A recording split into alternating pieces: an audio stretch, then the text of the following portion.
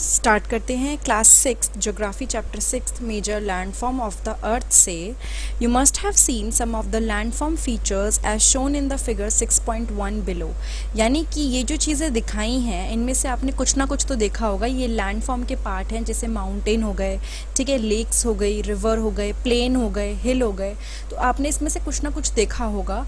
You will notice that the surface of earth is not the same everywhere. सबसे important चीज़ तो ये है कि अर्थ की जो सरफेस है वो हर जगह पे सेम नहीं है। अर्थ में इनफाइनाइट वेराइटी ऑफ लैंडफॉर्म्स हैं, मतलब बहुत अलग अलग तरह के लैंडफॉर्म्स हैं अर्थ पे। Some parts of the lithosphere may be rugged and some flat. कुछ पार्ट जो होते हैं लिथोस्फेयर के वो रग्ड से होते हैं, थोड़े ऊपर नीचे होते हैं, कुछ फ्लैट होते हैं। These landforms are a result of two processes. अगर ये लैंडफॉर्म बनते हैं तो उसका रीज़न क्या होता है? कुछ प्रोसेसेस होते हैं जिसकी वजह से ये लैंडफॉर्म बनते हैं। You will be amazed to know that the ground you are standing on is slowly moving. आपको ये जान के बड़ी हैरानी होगी कि जिस ग्राउंड पे अभी आप खड़े हो वो हल्का सा हिल रहा है, ठीक है, आपको पता नहीं चल रहा, इतनी मूवमेंट नहीं है, but overall it is moving. With in the earth a continuous movement is taking place. यानी कि अर्थ के अंदर एक कंटिन्यूस मूवमेंट होती है और इसको हम क्या बोलते हैं? देखो, दो तरह से होता है, अभी हम एक बाद में पढ़ेंगे। पहला है इंटरनल प्रोसेस, यानी कि अर्थ के अंदर से चेंजेस आना। The first or the internal process leads to the upliftment and sinking of the earth surface at 7। यानी कि पहला तो जो इंटरनल प्रोसेस होता है उसकी वजह से क्या होता है? अपलिफ्टमेंट, कोई चीज़ उठती है, दूसरी चीज़ सिंकिंग। तो दो प्रोसेस हो रहे हैं, मैं दोनों को हाईलाइट कर देती हूँ। अपलिफ्टमेंट यानी कहीं कहीं से उठना, एंड सिंकिंग मतलब कहीं कहीं से डूबना। तो ये अर्थ सरफेस पे हो रहा है, जिसकी वजह से जो आप मेजर लैंडफॉर्म्स दिख रहे हो ना, ये बनते हैं। जो सेकंड है जिसके बारे में हम लोग डिस्कस करने वाले थे वो है एक्सटर्नल प्रोसेसेस। ये क्या है? कंटिन्यूसली बनना और देखो, खराब होना, वियरिंग डाउन एंड रीबिल्डिंग, यानी उसका हटना और बनना, इसकी वजह से भी बहुत फ़र्क पड़ता है और आपके चेंजेस आते हैं। The wearing way of the earth surface is called erosion. यानी कि जिस वजह से कोई भी पर्टिकुलर पार्ट हट जाता है ऊपर से, उसकी वियरिंग हो जाती है, that is called erosion. The surface is being lowered by the process of erosion and rebuild by the process of deposition. एक नॉर्मल एग्जाम्पल देती हूँ, समझ लो। यहाँ पे पूरा ऐसे ऐसे मिट्टी है, ठीक है। अब यहाँ पे हवा की वजह से या पानी की वजह से ये ऊपर का पूरा पार्ट चला गया, ठीक है। मैं इसको थोड़ा सा आपको करके दिखाऊंगी, आपको समझ में आएगा। दोबारा दिखा देती हूँ। समझ लो ऐसा कुछ भी हुआ तो इस लाइन के ऊपर का पार्ट सारा चला गया, ठीक है। इमेजिन ये सारा पार्ट आपका पूरा का पूरा चला गया। अब ये खाली हो गया, यानी यहाँ पे गड्ढा बन जाएगा। फिर कुछ टाइम बाद कुछ और चीज़ें आएंगी जो यहाँ पे डिपॉजिट होना शुरू हो जाएंगी, ठीक है, जो डिपॉजिट होना शुरू कर देंगी। ये चीज़ें जब डिपॉजिट करेंगी तो इसको आप बोलेंगे डिपॉजिशन, ठीक है। तो दो प्रोसेस हो रहे हैं मोस्टली। एक्सटर्नल प्रोसेस में भी इरोजन, जहाँ से सरफेस जो होती है लेयर की वो हटती है, दूसरा डिपॉजिशन, ठीक है। These two processes are carried out by running water, ice and wind. और ये दो प्रोसेस किस वजह से होते हैं? पानी, चलते हुए पानी की वजह से, बर्फ की वजह से एंड विंड की वजह से। इन सब की वजह से कभी भी कोई भी चेंजेस आ सकते हैं। Broadly we can group different landforms depending on elevation and slopes as mountain, plateaus and plain. यानी कि हम इनको तीन पार्ट में डिवाइड कर सकते हैं इनकी हाइट के बेसिस पे। पहला हो गया माउंटेन, ठीक है, दूसरा हो गया प्लेट्यूज एंड प्लेन्स, ठीक है। इसके बेसिस पे हम इसको डिवाइड कर सकते हैं। Mountains, a mountain is any natural elevation of the earth surface. Mountain क्या होता है? नेचुरल एलिवेशन, यानी जहाँ से नेचुरली कोई चीज़ उठी हुई हो। The mountains may have a small summit and a broad base. यानी कि अब आप इसका एक स्ट्रक्चर देख लो, जैसे कि ये बेस उसका बहुत चौड़ा है लेकिन ऊपर से कैसा है? स्मॉल है। तो यही इसने बोला है कि जो माउंटेन्स होते हैं उनका क्या होता है? सबमिट, जो ऊंचाई है वो काफ़ी छोटी ऊंचाई तो है, लेकिन ये जो ऊपर का पोर्शन है ये छोटा है, स्मॉल है, और जो नीचे है वो ब्रॉड है, ठीक है। It is considerably higher than the surrounding area. आसपास के एरियाज के कंपैरिजन में माउंटेन हाई होते हैं, ठीक है, हायर होते हैं। Some mountains are even higher than the clouds. कुछ माउंटेन्स तो इतने बड़े होते हैं कि क्लाउड से ऊपर पहुंच जाते हैं। As you go higher the climates become colder, और ये हमें पता ही है कि जैसे जैसे आप ऊपर जाओगे जो क्लाइमेट है वो ठंडा होते जाता है. In some mountains there are permanently frozen river of ice. कई जगह पे आप देखोगे कि जो रिवर्स हैं या आइस है वो प्रॉपर जम चुकी है और इनको हम बोलते हैं glaciers. There are some mountains you can not see as they are under the sea. कई माउंटेन्स आप नहीं देख सकते बट वो सी के अंडर हैं. Because of the harsh climate less people live in the mountain areas. अगर आप देखो क्योंकि वहाँ पे जो क्लाइमेट है, हवा है, सब बहुत हार्श होती हैं, ठंडी भी होती है, तो इसकी वजह से क्या होता है लोग वहाँ रहते नहीं. दूसरी चीज़ कई बार इतना ऊंचाई होती है कि ऊपर जाके लोग नहीं रह सकते. Since the slopes are steep less land is available for farming. यानी कि देखो, और नॉर्मल एग्जांपल है, आपको एक ये वाला मैं दूँ क्या कहते हैं एग्रीकल्चर के लिए और एक ऐसा लैंड दूँ, आप कौन से पे एग्रीकल्चर कर पाओगे? ऑब्वियसली इस वाले पे जो आपका ये राइट में मैंने बनाया इस पर आप नहीं कर सकते क्योंकि स्टीप है, और यहाँ आप कर सकते हो. तो माउंटेन पे फार्मिंग करना भी एक प्रॉब्लमेटिक सिचुएशन हो जाती है क्योंकि वहाँ पे प्रॉपर स्टीप स्लोप होता है. Mountains may be arrange in a line known as range. जब माउंटेन्स एक लाइन में अरेंज होते हैं तो उनको हम रेंज बोल देते हैं. Many mountain system consist of a series of parallel ranges extending over 100 of kilometre. कई ऐसे माउंटेन्स हैं जो बहुत ही मतलब 100 ऑफ किलोमीटर्स तक फैले हुए हैं. ठीक है. The Himalayas, the Alps and the Andes are mountain range of Asia, Europe and South America. जैसे कि हिमालय हो गई एशिया की, एल्प्स हो गई यूरोप की एंड एंडिस, ये सबसे लॉन्गेस्ट रेंज है जो हमने पढ़ा भी था इससे पहले चैप्टर में. ठीक है. वो प्रॉपर माउंटेन की रेंज है रेस्पेक्टिवली, यानी हर किसी की बताइए. जो हिमालय है वो एशिया की है, एल्प्स यूरोप की है और एंडिस अमेरिका की है. Mountains very in their height and shape. Mountains की हाइट अलग अलग हो सकती है, दूसरी चीज़ उनकी शेप भी अलग हो सकती है. There are 3 types of mountain. अगर मैं माउंटेन्स की बात करूँ, 3 टाइप्स ऑफ माउंटेन्स कंसिडर कर सकते हैं. Fold mountain, block mountain and volcanic mountain. The Himalayan mountain and the Alps are young fold mountain with rugged relief and high conical peaks. यानी कि जो हिमालयन माउंटेन्स हैं वो कैसी हैं? यंग हैं, यंग फोल्ड माउंटेन बनी हुई हैं और बहुत हाई कॉनिकल पीक है उनकी. ठीक है. थोड़ा थोड़ा सा वो क्या है, ऊंचाई भी है उसके अंदर, लेकिन मोस्टली क्या है, कॉनिकल है. यानी कि जो माउंटेन्स है वो काफ़ी अनइवन है. ऐसा नहीं है कि एकदम समतल है, काफ़ी अनइवन है. और दूसरी चीज़ हाई कॉनिकल पीक्स हैं वहाँ पे. पीचेस बोल रही हूँ, पीक यानी कि काफ़ी ऊंची पीक है उसकी. जैसे कि फॉर एग्जांपल मैं आपको एक रफ ड्रॉ देती हूँ, तो ऐसे से अगर आप कोई चीज़ बोलो रफ, तो ये क्या है, कॉनिकल काइंड ऑफ पीक हो गई इसकी. Now The Aravalli Range in India is one of the oldest fold mountain system in the world. जो अरावली रेंज है इंडिया की वो सबसे पुरानी फोल्ड माउंटेन सिस्टम है. ठीक है. The range has considerably worn down due to the process of erosion. काफ़ी ख़राब हो चुकी है वो क्योंकि इरोजन का प्रोसेस बहुत टाइम से चलता आ रहा है. The Appalachians in the North America and the Ural Mountain in Russia have rounded features and low elevation. They are very fold mountain, they are very old fold mountains. यानी कि जो Russia की बात हुई है यूरल माउंटेन्स की and North America के Appalachians की, वो क्या है, काफ़ी पुरानी फोल्ड माउंटेन्स हैं. ठीक है. उसके बाद है block mountains. Block mountains are created when large areas are broken and displaced vertically. यानी कि ब्लॉक माउंटेन्स कैसे बनती है इसको भी एक बार देख लेते हैं. जब बड़ा एरिया जो होता है वो टूट जाता है और वो वर्टिकुलरली डिस्प्लेस हो जाता है. ठीक है. तो यहाँ पे कुछ पर्टिकुलर टूट के नीचे गिर गया या फिर इधर उधर हो गया और डिस्प्लेस कर दिया उसको किसी और ने. The uplifted blocks are termed as horst. जो ऊपर उठ के आया, जैसे ये वाला इस केस में हुआ, हाईलाइट कर देती हूँ, हॉर्स्ट, ये ऊपर उठ के आया है. ठीक है. तो इसको हॉर्स्ट बोला है. और जो नीचे चला गया था उसको बोला है ग्रेबन.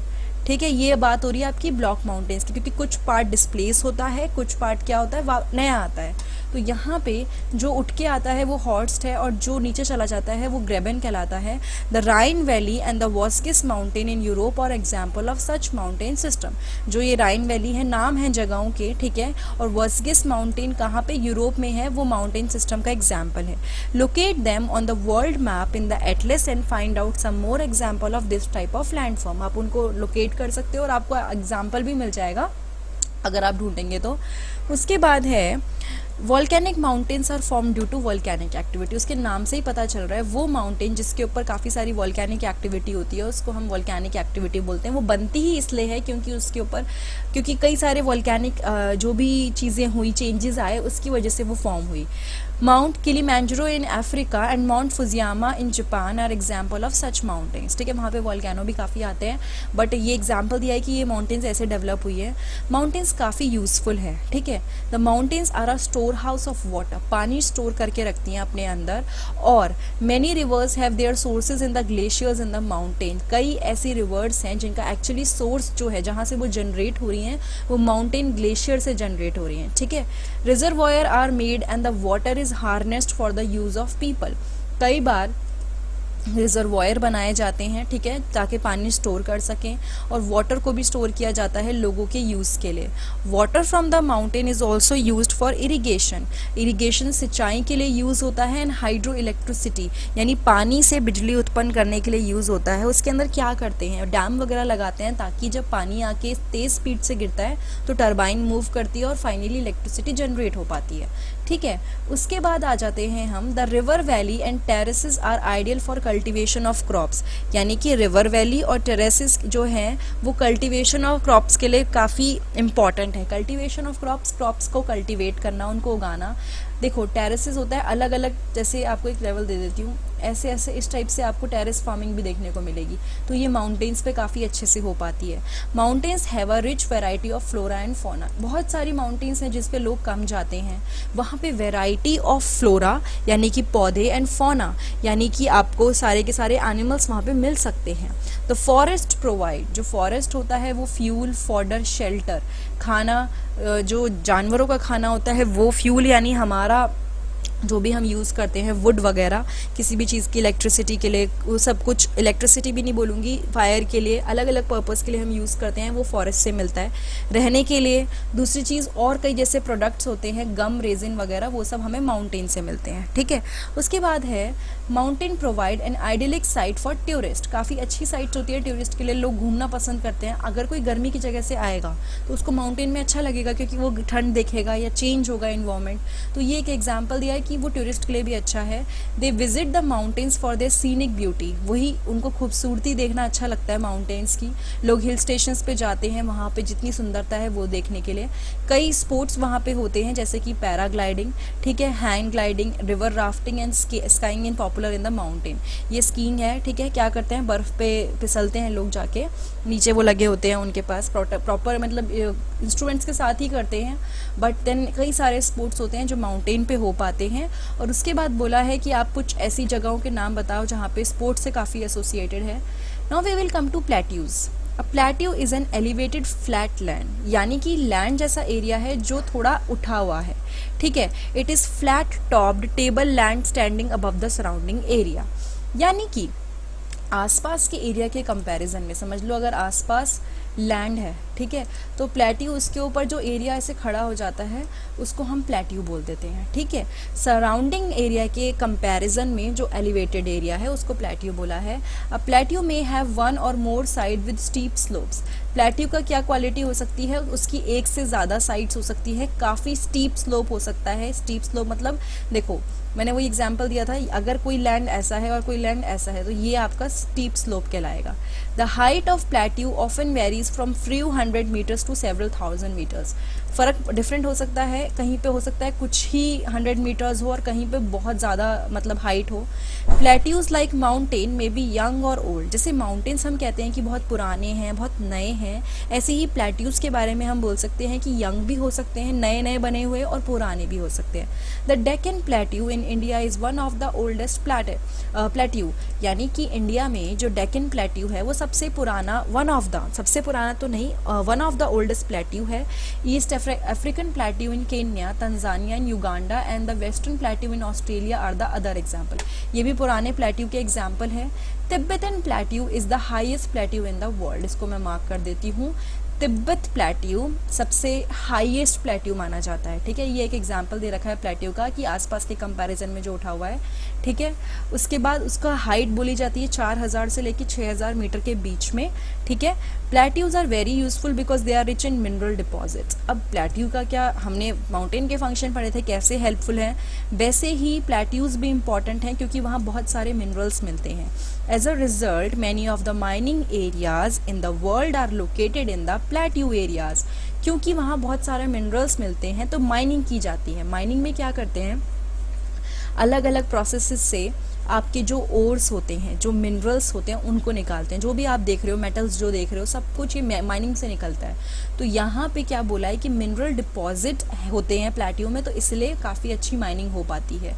The African plateau is famous for gold. African plateau में काफ़ी गोल्ड मिलता है और डायमंड की माइनिंग काफ़ी होती है। इंडिया के अंदर आयरन, कोल एंड मैग्नीज काफ़ी ज़्यादा मिला है चौतनगनपुर प्लेट्यू के अंदर, ये नाम दिया हुआ है, ठीक है। In the plateau areas there may be several waterfalls as the rivers fall from a great height. अगर आप एक प्लेट्यू एरिया की बात करोगे तो वहाँ वाटरफॉल हो सकते हैं क्योंकि रिवर आके ऊपर से नीचे गिरती है। इंडिया के अंदर the Hundru falls in the Chotanagpur plateau, ये जहाँ पे ऊपर की बात हो रही थी, जहाँ पे आयरन, कोल, मैग्नीज मिलता है, ये क्या है, देखो, Hundru falls on the Chotanagpur plateau on the river Subarnarekha and the Jog falls in Karnataka are example of such waterfall. ये एग्जाम्पल्स आपको याद करने पड़ेंगे, देयर इज़ नो शॉर्टकट कि आप एग्जाम्पल्स को ना याद करो, क्योंकि ये जगहों के नाम है। तरीका ये हो सकता है कि गूगल कर लो, कई बार कुछ जो चीज़ हम देख लेते हैं हमें ज़्यादा अच्छे से याद रहती है। The lava plateaus are rich in black soil. जो लावा प्लेट्यूज होते हैं उनमें ब्लैक सॉइल होती है, काफ़ी फर्टाइल होती है और उस पर कल्टीवेशन काफ़ी अच्छा होता है, ठीक है। और कई प्लेट्यूज की वो भी सुंदर होते हैं दिखने में, तो काफ़ी सारे टूरिस्ट वहाँ पे घूमने आते हैं, ठीक है। उसके बाद we will study about the plains. Plains आ गए, जैसे कि दिल्ली का एग्जांपल देती हूँ, दिल्ली एकदम प्लेन एरिया है, ठीक है। Plains are large stretches of flat land. Flat land है, कुछ भी नहीं होता वहाँ, पहाड़ वगैरह नहीं होते, और 200 मीटर से ज़्यादा नहीं होते वो, ठीक है। सी लेवल से कंपेयर, हमेशा हम सी लेवल से कंपेयर करते हैं कोई भी चीज़, कोई भी माउंटेन, कोई भी हिमालय, कुछ भी हमें कंपेयर करना है, हम हमेशा सी लेवल से देख के चलते हैं, ज़ीरो से लेके चलते हैं। तो सी लेवल से कुछ अराउंड 200 मीटर्स मान लो प्लेन होते हैं। कुछ प्लेन्स होते हैं एक्सट्रीमली लेवल थोड़े बड़े होते हैं, अदर में भी स्लाइटली रोलिंग एंड अनड्यूलेटिंग। देखो, कुछ ऐसे होते हैं सेम टू एकदम समतल, ठीक है। कुछ ऊपर नीचे हो सकते हैं, लेकिन इतना डिफरेंस नहीं होगा जितना प्लेट्यू और माउंटेन्स में होता है। Most of the plains are formed by river and their tributary. और जो ये आपके मोस्ट जितने भी प्लेन्स होते हैं, ये रिवर और उसकी छोटी छोटी, जब रिवर भी अलग अलग पार्ट में डिवाइड हो जाती है तो उसको ट्रिब्यूटरीज बोल देते हैं, ठीक है। The river flow down the slope of mountain and Erode them.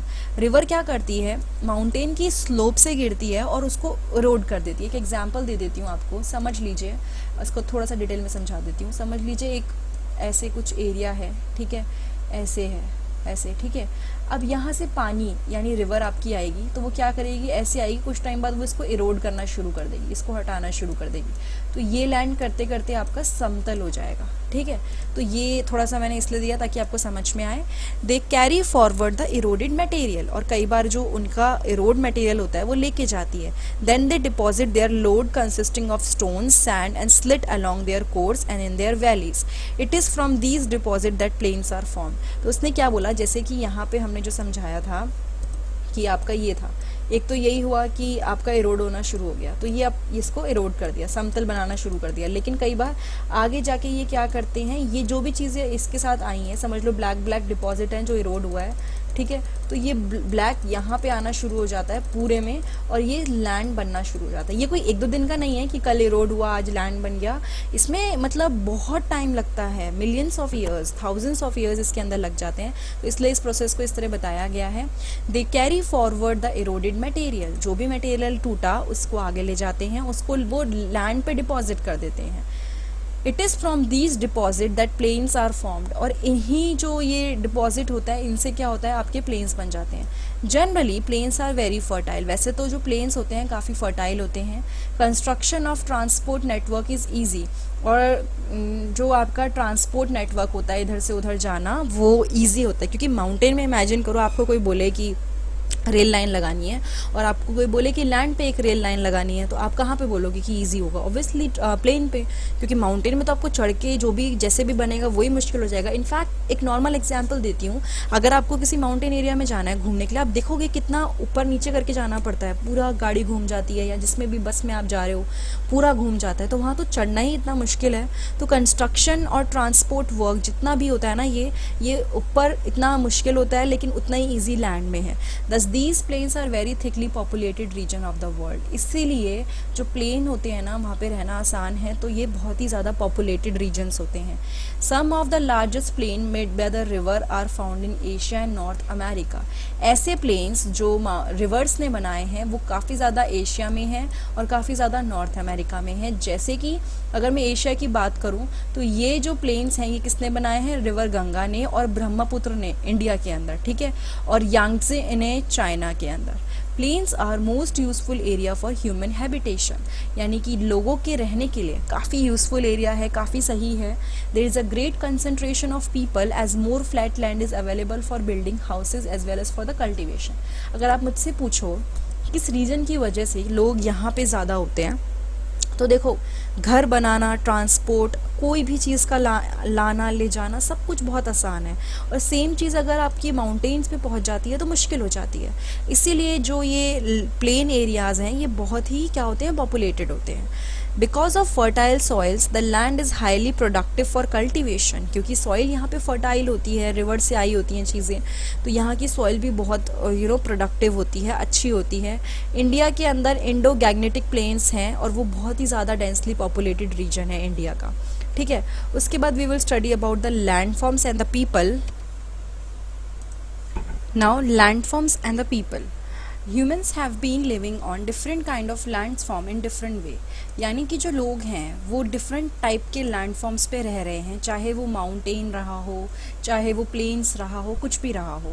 Life is difficult in mountainous area. हाँ, ये चीज़ है कि जो माउंटेन एरियाज़ हैं वहाँ पे रहना थोड़ा मुश्किल है। It is easy to plains provide much better condition. अगर माउंटेन और प्लेन्स को कंपेयर करें तो प्लेन में कंडीशन बेटर है, वहाँ पे क्रॉप्स ग्रो करना, घर बनाना और इनफैक्ट रोड बनाना वो भी ईजी है। Can you point out some differences in the way people live on different kind of land forms? क्या आप कुछ डिफरेंस बता सकते हो किस तरह से लोग दोनों जगहों पे रहते हैं? Sometimes natural calamities such as earthquake, volcanic eruption, storms and flood causes widespread destruction. कई बार क्या होता है, आपके ये जो नेचुरल कैलेमिटीज़ आती हैं इसकी वजह से काफ़ी ज़्यादा डिस्ट्रक्शन हो जाता है। Huge loss of life and property take place, यानी कि जो लाइफ है ऑब्वियसली कोई भी नेचुरल कैलेमिटी आएगी तो उसकी वजह से लोगों की जान की हानि होती है, जो प्रॉपर्टीज़ होती हैं, जहाँ उनके घर होते हैं, उनको नुकसान पहुँचता है। By creative awareness about such incidences we may lower the risk. अगर हम लोगों को पता हो, पहले से लोगों को पता हो कि इसके टाइम पे ये करना चाहिए या कुछ भी चेंजेस होते हैं तो ऐसे करना चाहिए, तो कुछ रिस्क कम हो सकता है। You may find out from your own surrounding in how many ways we use the land and water. हमें पता है कि हम लैंड और वाटर किस तरह से यूज़ करते हैं। Quite often we use the land in a wasteful manner. हम उसको ढंग से यूज़ नहीं करते हैं। जैसे कि हम एक अच्छे फर्टाइल लैंड पे अगर घर बनाएंगे तो वो वेस्ट ही हुआ, क्योंकि उस लैंड पे अगर प्लांट्स उगते या प्रॉपर ट्रीज़ उगते तो ज़्यादा फ़ायदा होता। उसी तरह से अगर आप गार्बेज थ्रो करोगे लैंड पे, ठीक है, या पानी में, तो उससे क्या होगा, वो डर्टी होंगे। और दूसरी चीज़, हमें ऐसी चीज़ों को अवॉइड करना चाहिए जिससे नेचर को असर पड़े, नेचर को नुकसान पहुँचे। It is our duty to leave the earth a better place for future generation as well. ठीक है, हम लोगों ने यूज़ कर लिया, लेकिन फ्यूचर जनरेशन के लिए ज़रूरी है कि हम इन चीज़ों का ध्यान रखें। एक एग्जाम्पल दे रखा है, अरुणाचल प्रदेश में रोप ब्रिज है ये, ठीक है, ट्रीज़ वगैरह से ही बनाया है। फॉर एग्जाम्पल एक और है जहाँ पे क्या है, ट्रीज़ नहीं आपस में इतनी ज़्यादा जो होती है ना, प्रॉपर फैल के वो प्रॉपर ब्रिज बन गया है। ये एक रोप ब्रिज है, रस्सी का ब्रिज है, और ये एक पॉल्यूटेड रिवर की फ़ोटो है, किस तरह से ह्यूमन इफेक्ट कर रहा है रिवर वगैरह को। उसके बाद एक है Swachh Bharat mission, healthy mind lives in a healthy body and healthy mind lives in a healthy body and for a healthy body clean environment, particularly clean water, air and hygienic surroundings are prerequisites. मतलब कि जो हम चाहते हैं कि अगर हमारी body healthy रहे, हम खुद हेल्दी रहें, तो उसके लिए एक अच्छा पानी, एयर और हाइजीनिक सराउंडिंग बहुत होना ज़रूरी है। Swachh Bharat mission, a government of India programme, aims to achieve all this for people. ये जो गवर्नमेंट का मिशन है, इससे क्या है, यही कोशिश की गई है कि सफाई हो, चीज़ों को साफ़ रखा जाए। ठीक है, उसके बाद कुछ फ़ोटोग्राफ्स दे रखी हैं। एक क्वेश्चन दे रखा है कि आप इन फ़ोटोग्राफ्स पे देखिए, हर एक फ़ोटोग्राफ को देख के आप एक सेंटेंस लिखिए और ये भी बताइए कि कौन सा लैंड फॉर्म यहाँ पे मेंशन्ड है। ये आप होमवर्क कर सकते हैं, इट्स वेरी लाइक आपको हेल्प मिलेगी। जैसे ये आप बता सकते हो कि माउंटेन एरिया हो गया, ठीक है, ये भी आप बता सकते हो कि किस तरह के एरिया। देखो इन जैसे एरियाज़ में क्या है, ये पहाड़ी एरियाज़ है, माउंटेन प्रॉपर एरिया है, वहाँ पे ठंड होती है। ये टेरेस फार्मिंग आप देख पा रहे हो, ये भी आप देख पा रहे हो टेरेस फार्मिंग है। तो हर इलाके को देख के ये कोस्टल एरियाज़ है, आप पता लगा सकते हो कौन सा एरिया है, ठीक है। तो अभी इस चैप्टर में हम लोगों ने लैंड फॉर्म्स को कवर किया mostly, and this was chapter 6 class 6 geography का major land forms of the earth. अगर ये वीडियो आपको अच्छी लगी है तो प्लीज़ लाइक, कमेंट, सब्सक्राइब और शेयर करना मत भूलिए। नीचे एक बेल बटन आइकन है, आप उसको भी क्लिक कर सकते हैं ताकि कोई भी नई वीडियो आए तो आपको पता चलता रहे। उसके अलावा डिस्क्रिप्शन बॉक्स में मैं सारे लिंक पेस्ट कर दूँगी, जो जो चैप्टर आप देखना चाहते हैं, जैसे कि साइंस हो गया, हिस्ट्री हो गया या सिविक्स हो गया, उन सब की वीडियोस भी आपको मिल जाएंगे। वरना मेरे चैनल पे डायरेक्टली प्लेलिस्ट में जाइए, वहाँ पे आपको चैप्टर्स मिल जाएंगे according to the class and according to the subject. Thank you so much.